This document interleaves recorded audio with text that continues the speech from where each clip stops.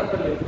তাহলে এখানে আমরা কি করেছি একটু রিক্যাপ করে দিই তাহলে এখানে কি বলে beryllium 2 is a 8 electron system. এখানে কি লিথিয়াম এর করেছি lithium is a 6 electron system মানে 3 + 3। তাহলে নিচ থেকে ফিল আপ হয়ে বর্ণটা বার করে ফেললাম। এবার আমরা সোজাসুজি ধাপে গেছি C2 কার্বন অ্যাটমিক নাম্বার 6 তাহলে 6 + 6 12 ইলেকট্রনিক সিস্টেম। তাহলে এখানে মলিকুলার অরবিটাল গুলো এঁকে ফেলেছি, ঠিক আছে। একটু বই দেখে একটু শুধরে মানে শুধরে প্রসেস একটু ভালো করে এঁকে নেবে। আমি তাড়াতাড়ি জন্য এঁকে ফেলেছি। তাহলে sigma 1a sigma 1a star sigma 2a sigma 2a star sigma 2 pi 2p sigma 2p। তাহলে এখানে কি হবে এটা হচ্ছে pi 2p star sigma 2p এটা হচ্ছে স্টার।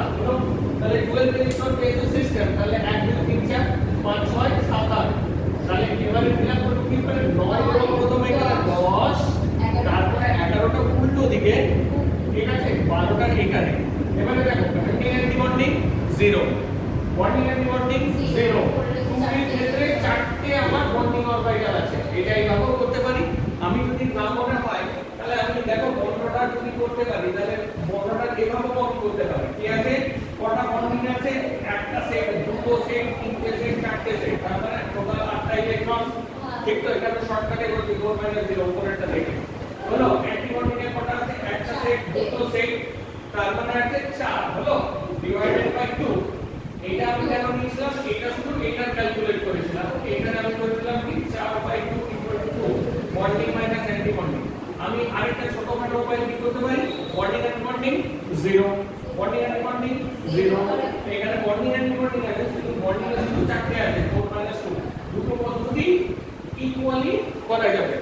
এবারে চটপট করে চলে আসি এই সিস্টেমটাতে।